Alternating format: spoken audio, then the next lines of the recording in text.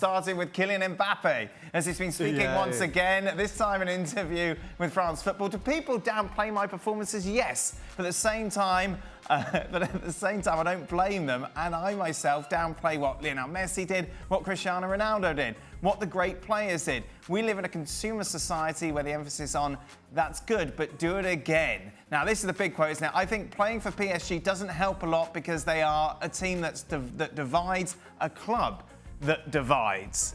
This is what Al Khalifi had to say. If this is what he thinks, why does he not just leave already? For more on this, let's welcome in, shall we? Julien Laurens joins us. Jules, what fascinates me about this whole soap opera is how it's being played out so openly. Yeah, you're right. I mean, this interview that you just read, the quotes in France Football, was done during the last international break. So in June, at Clairefontaine, because Kylian was named or voted the best French player of the season. So he did the interview that went with winning the trophy and posing with the trophy.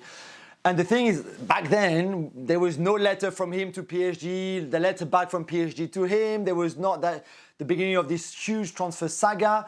So, okay, you can do the interview at the time, and everything that he says is always a bit controversial in a way because he doesn't speak that often.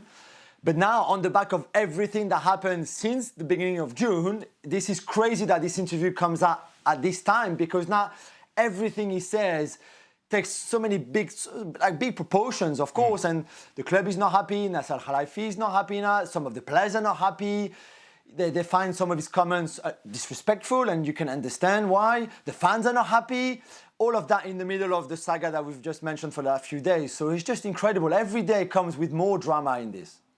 Which goes back to the discussion we had 12, 14 months ago, whatever it was, a long debate about the merits of him signing another contract there. And I think most of us were on the page of, listen, it's time to move on. It's time to make that big step and put that chapter behind them. But then we had this new contract, we had Macron being involved, and we had all the nonsense from the press conference, and a lot of it from Kylian Mbappe himself. And this has culminated in the circus continuing. One of the worrying things for me is it seems to me that he is heavily weighted in really liking individual awards. And that's fine. But individual awards come as a consequence of what your team does, really, and what you do. I think when you start, and I'm not saying he is, but it kind of seems it's heading that way. When you start to think more about French Player of the Year and Ballon d'Ors and all that, that's worrying for me.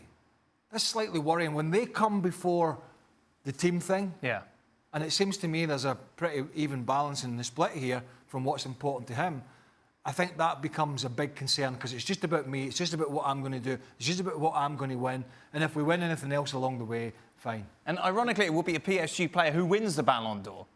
Yeah. But of course, it won't be him, it will be Messi. Yeah, which is a bit crazy, isn't it?